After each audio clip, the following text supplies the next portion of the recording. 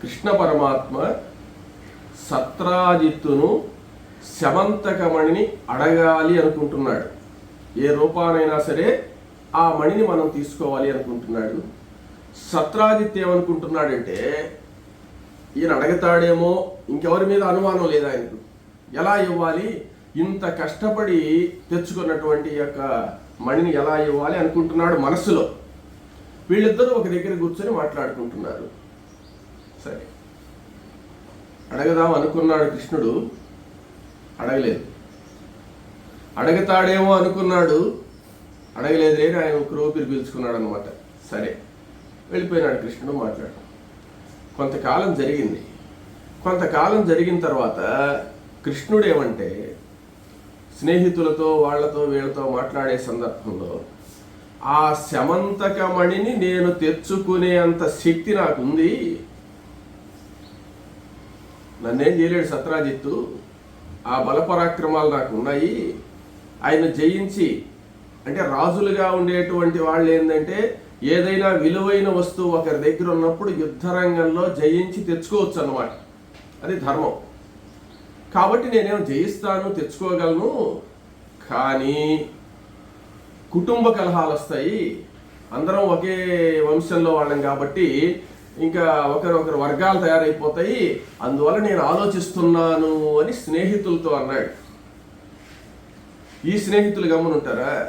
ఆ నోట ఈ నోట కృష్ణుడు ఇట్టు అనుకుంటున్నాడని వాళ్ళు వీళ్ళు అనుకోవడంలో అట్లా తిరిగి ఎట్ట తిరిగి సత్రాజిత్తుకు చేరిపోయింది ఆ వార్త. ఎలాగైనా సరే కృష్ణుడు నా యొక్క శమంతకమణిని అపహరించాలనుకుంటున్నాడు అని చెప్పి సరే ఆలోచించాడు. ఆలోచించి ఆయన అడిగే లోపల ఒక పని చేద్దాము అని చెప్పి ఆ మణిని వాళ్ళ అన్నగారికి ఇచ్చేసాడు. ప్రసేనుడు ఉన్నాడు కదా, అన్నా నువ్వు ధరిస్తుండు, దీన్ని నువ్వు వాడుకుంటుండు అని చెప్పి వాళ్ళ అన్నగారికి ఇచ్చేసాడు. ఒకవేళ కృష్ణుడు గారిని అడిగితే నాకు సంబంధం లేదు, మా అన్నకి ఇచ్చేసానని చెప్పడానికి అన్నమాట సర్దుబాటు. ఆ శమంతకమణి ప్రభావాన్ని గురించి మనం అనుకున్నాం. ఏమిటి అంటే 8 బారువుల బంగారం వస్తుంది రోజు అని. 8 బారువులు అంటే ఎంత అని. బారువు అంటే 20 మణువులు. మణువులు అంటే మనం మామూలుగా 25 కేజీలు అనుకోండి. 25 కేజీలు అంటే ఒక మణువు రోజు వస్తుంది దాంట్లో నుంచి. దానికి సంబంధించిన రత్నాలు, వజ్ర వైఢూర్యాలు కూడా ఇంకా వస్తాయి. అటువంటి రత్నాన్ని ఎవరు వదులుకుంటారు? సరే, జరుగుతుంది. దీంట్లో ఒక విశేషం ఉంది. అది సూర్యనారాయణమూర్తి వీళ్ళని చెప్పలేదు, ప్రసేనుడికి తెలియదు, సత్రాజిత్తుకు తెలియదు. ఏమిటి అంటే దాంట్లో అశుచిగా ఉండి కానీ ధరిస్తే అది 8 బారువుల యొక్క బంగారం ఈకపోగా అతన్ని సంహరిస్తుంది, ప్రాణాంతకం అయిపోతుంది అనమాట. ఏదైతే ఐశ్వర్యాన్ని ఇస్తుందో అదే ప్రాణాంతకంగా మారిపోతుంది. ఆ విషయం వీళ్ళందరికీ తెలియదు. సరే, వాడుకుంటున్నారు. ఒకనొక రోజు ఏమైందంటే ఈ ప్రసేనుడు దాన్ని మెడలో ధరించి వేటకు పోవాలని బయలుదేరాడు. ఈయన అశుచిగా ఉన్నాడు ఆ సందర్భంలో, అది ఆయనకు తెలియదు. వేసుకొని పోదాం తమాషగా అని చెప్పి అన్నట్టుగా పోయినాడు. అశుచిగా అనేటువంటిది ఏ సందర్భము ఎలా వస్తుంది అంటే, ఈయన మామూలుగా పవిత్రంగా స్నానం చేసేసి దైవతారాధన చేసి ధరించినప్పటికీ కూడా అక్కడికి పోయి ఏం చేస్తాడు? వేట అన్నప్పుడు మృగాలన్నింటినీ సంహరిస్తాడు. హింస కదా అది. ఆ హింస అంటే అశుచే కదా. అంటే ఆ మృగాలన్నింటినీ సంహరించడం అనేది అశుచి కర్మ. కాబట్టి ఈయన అది విషయం తెలియక దీన్ని ధరించాడు, దివ్య తేజస్తో వెలుగుతున్నాడు. గుర్రం మీద బయలుదేరాడు. గుర్రం మీద బయలుదేరి వేటకు పోయి అనేక మృగాలన్నింటినీ కూడా సంహరించాడు. ఎప్పుడైతే అనేక మృగాల్ని సంహరించాడో, సంహరించినప్పుడు ఈయన అశుచి అయినాడు అనమాట. అశుచి అవ్వంగానే ఏమైందంటే దాని ప్రభావం పోయింది. దాని ప్రభావం పోయిన తర్వాత అంటే ఇతనికి పనిచేయదు, ఇంకా అశుచిగా ఉండేవాడి కొరవాళ్ళకి పనిచేస్తున్నవాడి. అప్పుడు ఆలోచిస్తున్నాడు. ఉన్నట్టుండి ఈ ప్రభావం తగ్గేటప్పటికి ఒక సింహం వచ్చిందనమాట. ఆ సింహం వచ్చి ప్రసేనుడి మీద దూకేసింది. దూకేటప్పటికి ప్రసేనుడు ఆ సింహంతో పోరాడి కత్తి తీసుకుని ఆ సింహాన్ని చంపాలని చెప్పి విశ్వ ప్రయత్నం చేశాడు. తన శక్తి కొద్దీ శాయశక్తిలా పోరాడినప్పటికీ కూడా ఆ సింహం ఈయన మీదకి ఎందుకు దూకిందంటే కారణం ఉండాలిగా. ఆయన మెడలో ప్రకాశించేటువంటి ఆ యొక్క శమంతకమణి ఒక మాంసఖండం అనుకుంది. అది మాంసఖండం అనుకొని ఆ మాంసాన్ని తినాలని చెప్పి కబళించడానికి పోయింది. ఈయన యుద్ధం చేశాడు, దాన్ని ఏం చేయలేకపోయినాడు. ఈయన శక్తి తగ్గిపోయింది. శమంతకమణికి ఒక విశేషం ఉంది అని చెప్పి చెప్పుకున్నాం. అది ధరిస్తే ఎవరు ఏం చేయలేరని చెప్పి. కానీ ప్రసేనుడు ఏం చేయలేకపోయినాడు, అంటే అపవిత్రుడిగా ఉన్నాడు కాబట్టి. అప్పుడు ఆ సింహం ఆయన చంపేసింది, పడిపోయినాడు. ఇంకా ఆయన యొక్క కిరీటాలు ఎక్కడంటే అట్లా పడిపోయినాయి, చెల్లా చెదురైపోయింది. ఆయన చీల్చి చెండాడేసి చంపేసింది. తర్వాత గుర్రాన్ని కూడా చంపేసేసి ఈ యొక్క ఆ శమంతకమణిని నోట గరుచుకొని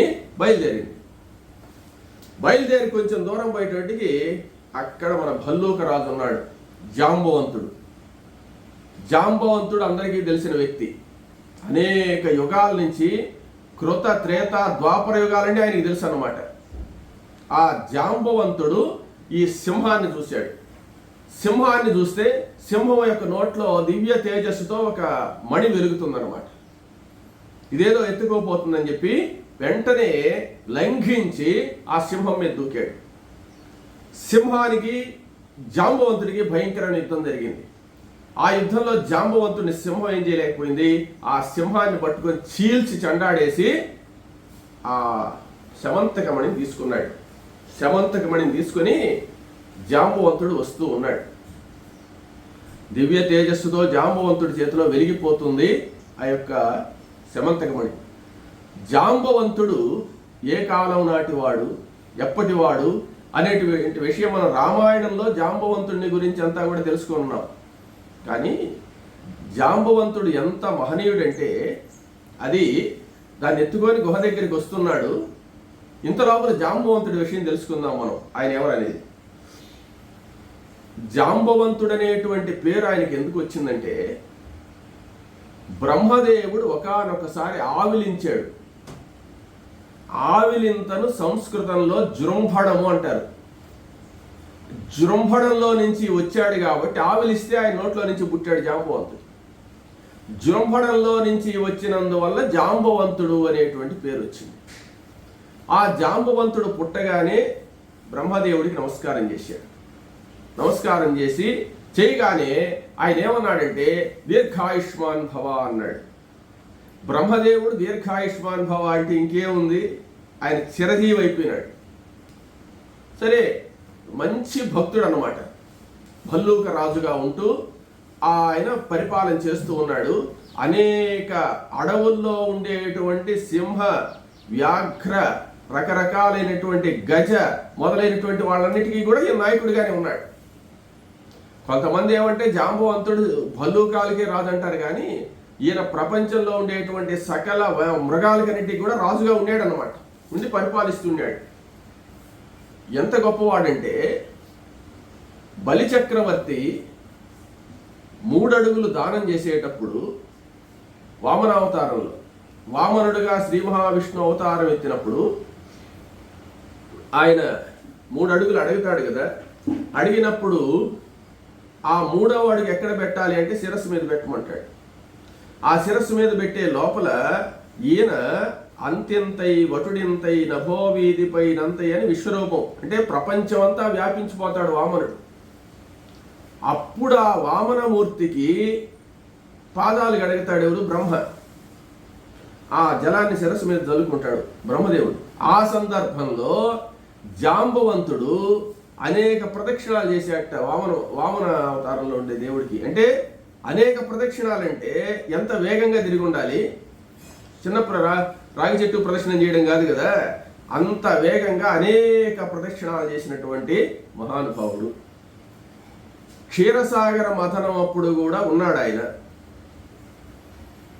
ఒకసారి ఆంజనేయ స్వామి అడుగుతాడు ఆయన, మహానుభావ, తాత నీకు వయసు ఎంత అంటే, నాకు గుర్తులేదు నాయన, నేను డేట్ ఆఫ్ బర్త్ రాసుకోలేదు, కానీ కొన్ని విషయాలు తెలిసి నాకు చెప్తాను వినమన్నాడు. శివం శీతగళం, ఈశ్వరుడికి నల్లని కంఠం రాకముందు నాకు తెలుసు అన్నాడు. తెల్ల కంఠంతో ఉండే శివుడిని నాకు తెలుసు అన్నాడు. అంటే క్షీరసాగర మదనం అప్పుడు హాలాహలం పుడితే ఆ హాలాహలాన్ని మింగితే అప్పుడు నల్లగా వచ్చింది కంఠం. అంతకుముందు శీతకంఠుడు, ఆయన తెల్ల కంఠం ఉండేది నాకు తెలుసు, బాగా తెలుసు ఈశ్వరుని నాకు అన్నాడు. సరే శుభం అన్నాడు ఆయన. శివం శీతగళం పంచాననం పద్మజం, బ్రహ్మదేవుడికి 5 తలలున్న విషయం నాకు తెలుసు అన్నాడు. మనకు తెలిసిందంతా చతుర్ముఖుడే. పరమేశ్వర కళ్యాణం అప్పుడు ఆయనకు ఒక శిరస్సును ఈశ్వరుడే ఖండిస్తాడనమాట. కాబట్టి 5 తలలున్నది తెలుసు. తరువాత పర్వతాలకు రెక్కలున్న విషయం కూడా నాకు తెలుసు అన్నాడు. పర్వతాలు రెక్కలుండి విహరిస్తూ ఉండేదన్నమాట. అవన్నీ తెలుసు, కానీ వయస్సు ఎంతో గుర్తులేదు అని చెప్పాడు. తాతాయికి చెప్పలేదులే, మీ వయసు అర్థమైపోయింది అన్నాడు. అంటే కృత త్రేత ద్వాపర యుగాలంతా ఈయన ఉన్నాడనమాట. అటువంటి వాడు జాంబవంతుడు, మహాబల పరాక్రమ సంపన్నుడు. మహాబల పరాక్రమ సంపన్నుడు అంటే ఆయనంత బలం ఎవరికీ లేదు. అటువంటి బలపరాక్రమ సంపన్నుడైనటువంటి జాంబవంతుడు శమంతకమణిని తీసుకుని గుహలోకి వస్తున్నాడు. ఆ గుహ దగ్గరికి వచ్చేటోటికి ఆ గుహలో ఆయనకు రాజ్యం అంతా ఉంది. రాజ్యం అంటే అక్కడ గుహలో ఆయన కూతురు ఒక ఉంది, కొడుకు ఒక ఆయన ఉన్నాడు, ఆ కొడుకును పోషించే దాది ఒక ఉంది, కుటుంబం అంతా ఉంది. గుహలోకి వచ్చేసాడు. గుహలోకి వచ్చిన తర్వాత ఆ శమంతకమణి ఏం చేశాడంటే, సుకుమారుడు అని కొడుకున్నాడు జాంబవంతుడికి. ఆయన పసిపిల్లగాడు అనమాట. అంటే ఈయన తాతయ్యన ఈ యుగాలంతా ఆయన సంతానం పుడుతూనే ఉండిందనమాట. ఆయనకి చిన్న పిల్లగాడు ఉన్నాడు, శిశువు, కొంచెం ఆడుకునే వయసు.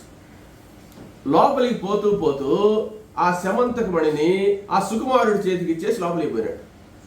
లోపలికి పోయి హాయిగా పండుకొని నిద్రపోయినాడు. ఏమేం చేసిందంటే, ఒక దాది ఉన్నది ఆ పిల్లగాడిని సాకేదాన్ని. అంటే రాజులుగా ఉండేటువంటి వాళ్ళకు, ఈ సైన్యాలకు వీళ్ళందరూ ఉంటారు కదా సేవకులందరూ, ఈ దాది సుకుమారుణ్ణి సాకుతూ ఉంది. ఈ శమంతకమణిని పెట్టి ఆడిపించుకుంటుంది, జరుగుతుంది. కార్యక్రమం అక్కడికి అయిపోయింది. ఇంకా మళ్ళీ ద్వారకా నగరానికి వస్తాం. ఈ ప్రసేనుడు శమంతకమణిని ధరించి వేటకు పోయినాడనే విషయం అందరికీ తెలుసు. ఒకరోజు చూశారు, రాలేదు. 2 రోజులు చూశారు, రాలేదు. 3 రోజులు చూశారు, రాలేదు. ఈయన అడవికి పోయినవాడు అసలు రాలేదు. అసలు ఈ ప్రసేనుడు ఏమైనాడు, సత్రాజిత్తు అన్నగారు అనమాట ఆయన అని చెప్పి అందరికీ అనుమానం వచ్చింది.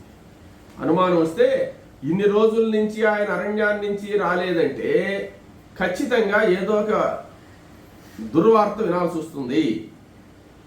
మరణించుంటాడు. మరణించడానికి కారణం ఏమిటి అంటే, ఆయన మెడలో శమంతకమణి ఉంది. ఇంత విలువైనటువంటి వస్తువును వేసుకోకపోవడమే తప్పు. కాయన దాన్ని వేసుకుని వేటకు వెళ్ళాడంటే ఎవరో ఒకరు సంహరించేసి ఆ హారాన్ని అపహరించుంటారు అనుకున్నారు. అపహరించుంటారు. అటువంటి గొప్ప హారాన్ని ఎవరు వదులుకోరు కదా. అయితే ఆ హారంతో ఎవరికి అవసరం? కృష్ణుడే అనున్నాడు 2-3 సార్లు. ఎట్లయినా సరే నేను వాళ్ళని జయించైనా సరే శమంతకమణిని తీసుకునే శక్తి నాకుంది, పోనీలే గమనున్నాను ఎందుకని. కాబట్టి ఈ కృష్ణుడే ఆ శమంతకమణిని అపహరించుంటాడు, ప్రసేనుడిని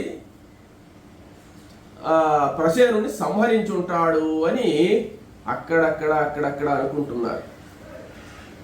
ఆ రోజు ఎక్కడా చంద్రుడిని చూడకుండా జాగ్రత్త పడ్డాడు. జాగ్రత్త పడ్డ తర్వాత ఆమె పాలు తీసుకొచ్చి ఇచ్చింది. ఆ పాలు తాగుతూ వెన్నెట్లో కూర్చొని తాగడంలో చంద్రుడు కనపడ్డాడు. వెన్నెలంటే చవితి అనుకోండి, ఆ చవితైనా పెద్ద వెన్నెలు ఉండదు.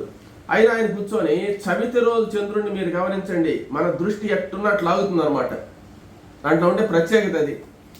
అందుకని ఆయన చవితి రోజే చూడకూడదని చెప్పాడు అనమాట. ఈయన ఈ పాలగిన్నెలో కనపడ్డాడు. కనపడిన అబ్బా చంద్రుడు కనపడ్డాడు, ఏదో జరుగుతుంది, నీలాప నిందలు వస్తాయి ఖచ్చితంగా. అందులో గణపతి అంటే ఎవరికి మొహమాటం లేదు, ఎవరికైనా ఆయన ఎవరినైనా ఇబ్బంది పెడతాడు, ఎట్ట చేయాలా అనుకుంటున్నాడు. ఏదో వస్తుంది అని భార్యలతో అంటున్నాడు. అనే సందర్భంలో వచ్చేసారు ఆయన స్నేహితులు. అయిపోయిందా, నీకు చెడ్డ పేరు వచ్చేసింది, నువ్వే ఆ ప్రసేనుణ్ణి సంహరించేసి ఈ శమంతకమణిని తీసుకొచ్చుకున్నావని అందరూ అనుకుంటున్నారు, ఊళ్ళో వాళ్ళందరూ అనుకుంటున్నారు, వారం జరిగిపోయినట్టు అనుకుంటున్నారు, నువ్వు ఇంత దుర్మార్గుడు అని అనుకుంటున్నారు కృష్ణ అని ఆయన స్నేహితులు చెప్పేశారు. సరిపోయిందిలే అనుకున్నాడు. ఏమంటే ఇప్పుడే అనుకున్నాను ఏదో జరుగుతుందని. అయితే బలరాముడు వాళ్ళందరూ వచ్చేసారా, ఒకవేళ శమంతకమణి కావాలంటే ఇంత దారుణం చేయాలన్నా అది ఇది అన్నాడు. అన్నా నేనేం చేశానంటే, లేకపోతే ఎట్టుపోతాడు రా, వేటకి పోయినాడు రాలేదట, ఆ శమంతకమణితో ఎవరికి అవసరం ఉంది, నువ్వు ఏదో చేసి ఉంటావు మోసం, నువ్వు సామాన్యుడు కాదని చెప్పి అన్నాడు. ఇంకా పెద్దవాళ్ళందరూ అదే మాట అన్నారు. అనేటోటికి ఈయనకు బాధేసి అపనింద వచ్చేసింది నాకు. ఈ అపనింద నేను ఆ ప్రసేనుని చంపలేదని నిరూపించుకోవాలి ఎట్లయినా అని చెప్పి స్నేహితులను కొంతమంది తీసుకున్నాడు. ఆ స్నేహితులను తీసుకుని ఈ ప్రసేనుడు ఏమైనాడు, శమంతకమణి ఏమైంది అని తెలుసుకోవడానికిగా కృష్ణ పరమాత్మ బయలుదేరి అక్కడ వింధ్య పర్వతాలన్నీ వెతికాడు. ఎక్కడ ఏం లేదు. వృక్ష పర్వతం అని ఉంది, ఆ వృక్ష పర్వతం మీద వెతుకుతున్నాడు. వెతుకుతూ ఉంటే ఒక చోట ప్రసేనుడి యొక్క శవం కనపడ్డాడు.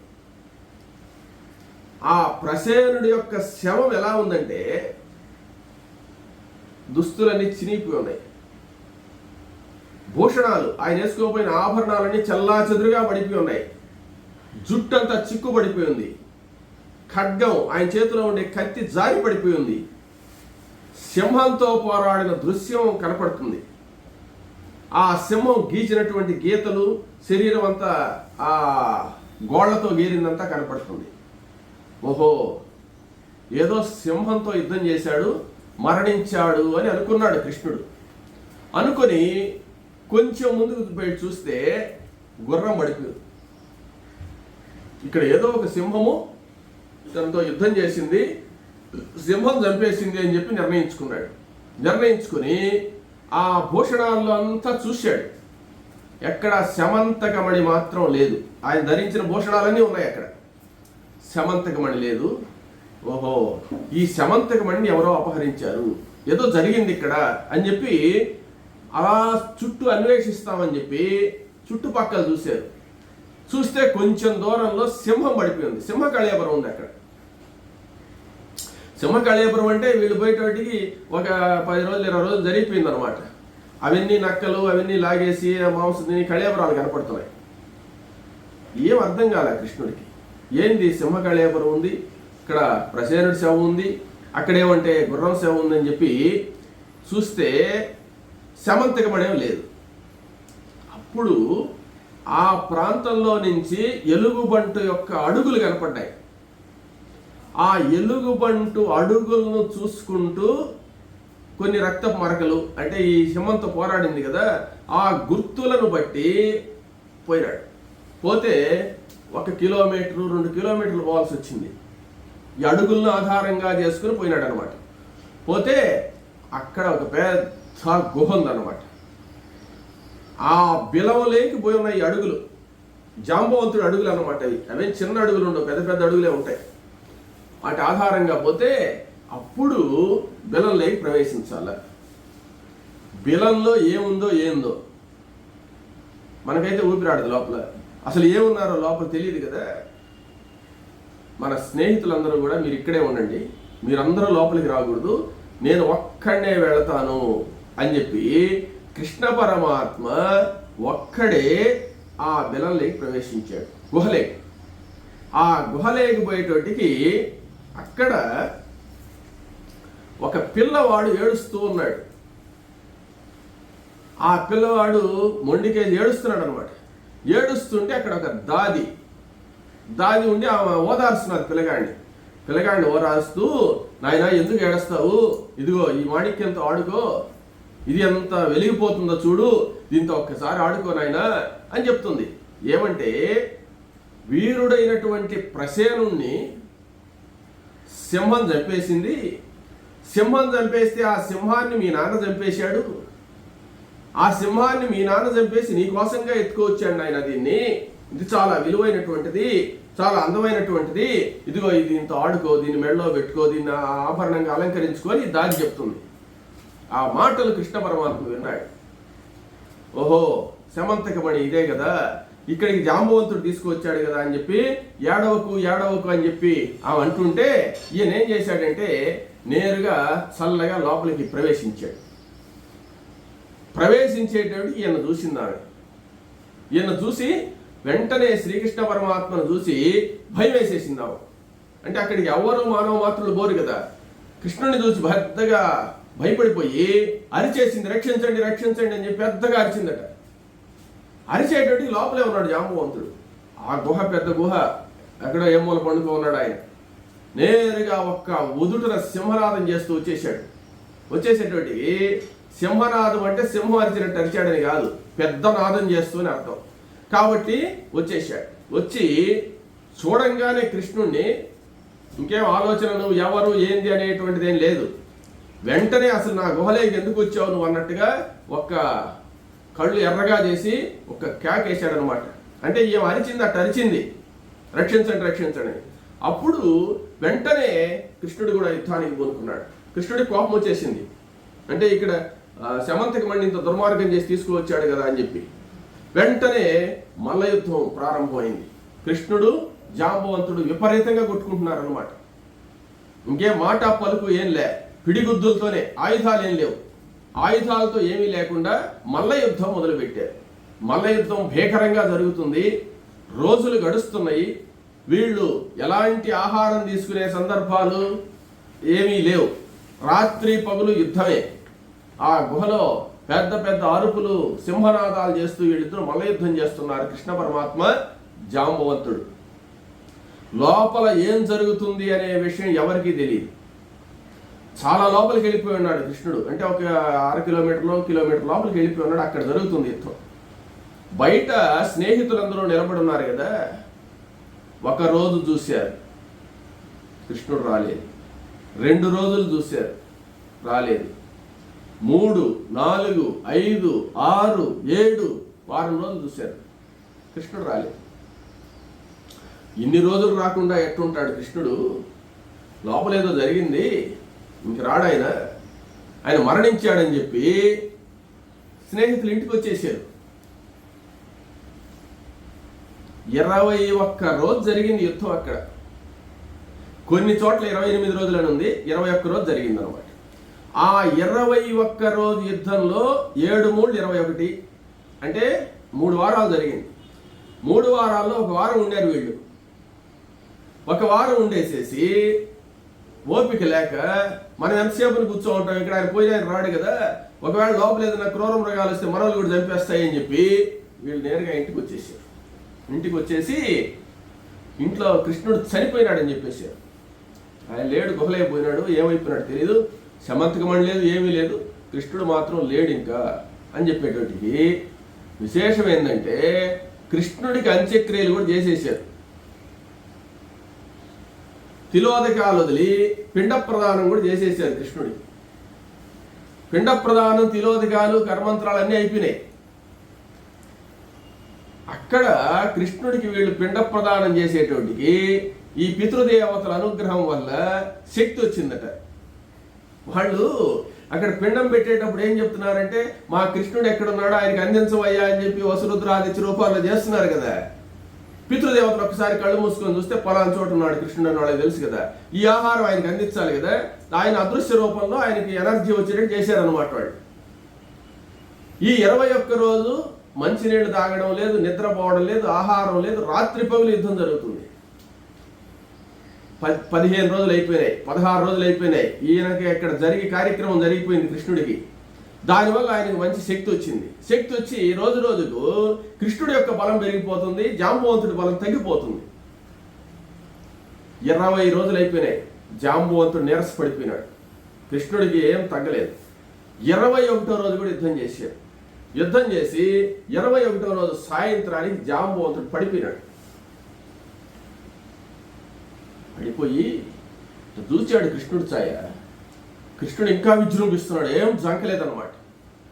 అప్పుడు అనుకున్నాడు, కృతత్రేత యుగాల నుంచి నేను ఉన్నాను, నన్ను జయించిన వాడు అసలు ఎవరు లేరు, నా దెబ్బకు తట్టుకునేవాడే లేడు, కానీ ఈయన ఇంత యుద్ధం చేసి ఇంకా కూడా విజృంభిస్తున్నాడంటే ఈయన సాక్షాత్తు శ్రీరామచంద్రమూర్తి, ఇంకా ఎవరికి అంత శక్తి నన్ను జయించే శక్తి లేదు అని చెప్పి ఆయనకు నమస్కరించి, మహానుభావ, నా శక్తి నశించిపోయింది, నేను నీతో యుద్ధం చేయలేను, ఇంకా నిరసించిపోయినాడు అనమాట. కానీ నాకు ఈ పరిస్థితి ఇప్పటి వరకు రాలేదు, కానీ మీరెవరు, నా రామచంద్రమూర్తి తప్ప నన్ను ఎవరు జయించలేరు, మీరెవరు అని అడిగాడు. అప్పుడు శ్రీకృష్ణ పరమాత్మ, నేనే జాంబవంత రాముణ్ణి అని చెప్పాడు.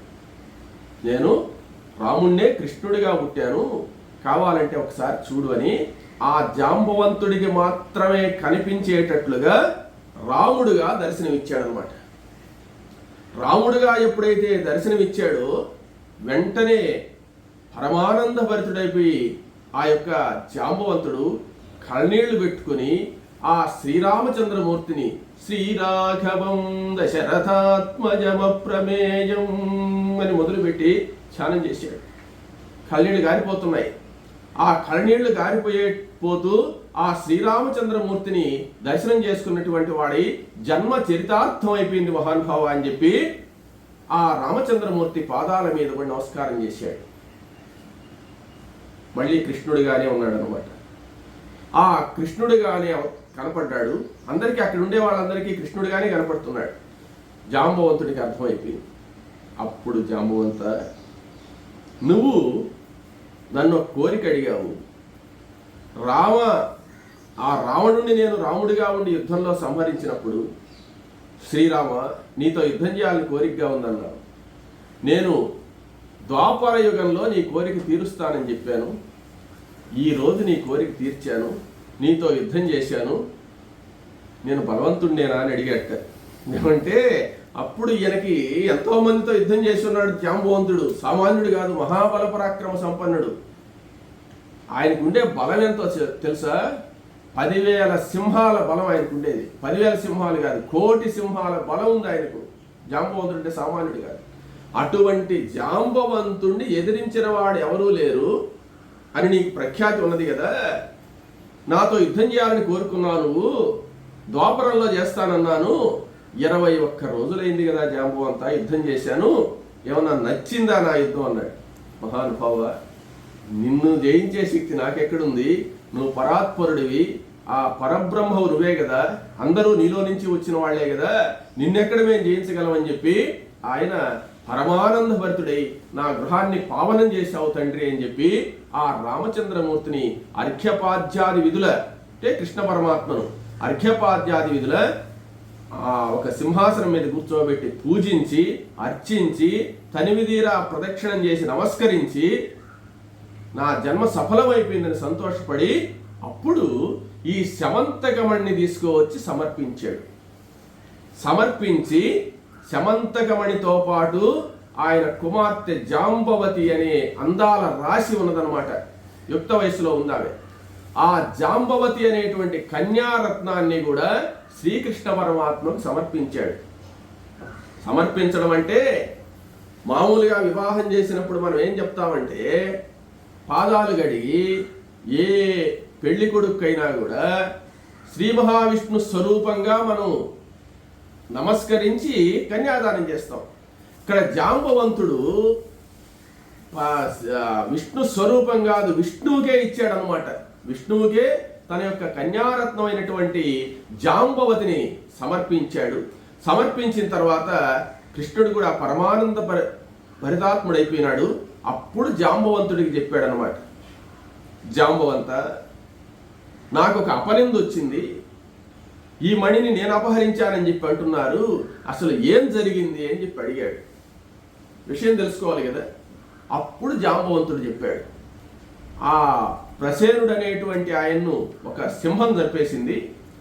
సింహం చంపేసి ఆ యొక్క శమంతకమణిని తను నోటితో ఖర్చుకొని వస్తూ ఉంటే నేను చూసి ఆ సింహాన్ని సంహరించేసి ఆ మణిని తీసుకువచ్చి పిల్లవాడికి సుకుమారుడికి ఇచ్చాను, ఇది జరిగిన విషయం అని చెప్పిన తర్వాత, నేను ఈ యొక్క అపనిందను పోంగొట్టుకోవాలి, ఈ శమంతకమణిని సత్రాజిత్తుకు ఒప్పజెప్పేసేయాలి అని చెప్పి ఆ జాంబవంతుడి దగ్గర కొన్ని రోజులు, అంటే ఒక 2-3 రోజులు ఉండి ఆయనకు సంతోషాన్ని కలిగించి, అంటే అప్పటికప్పుడు వచ్చేయకుండా, అంటే అన్ని రోజుల నుంచి ఎదురు చూస్తున్నాడు కదా, కాబట్టి ఆయన ఆతిథ్యం అంతా కూడా స్వీకరించి వాళ్ళు కలిసి మాట్లాడుకొని ఆనందంగా ఉండి తర్వాత జాంబవంతుడి దగ్గర సెలవు తీసుకుని ఈ జాంబవతి సమేతుడై ద్వారకా నగరానికి బయలుదేరాడట కృష్ణ పరమాత్మ.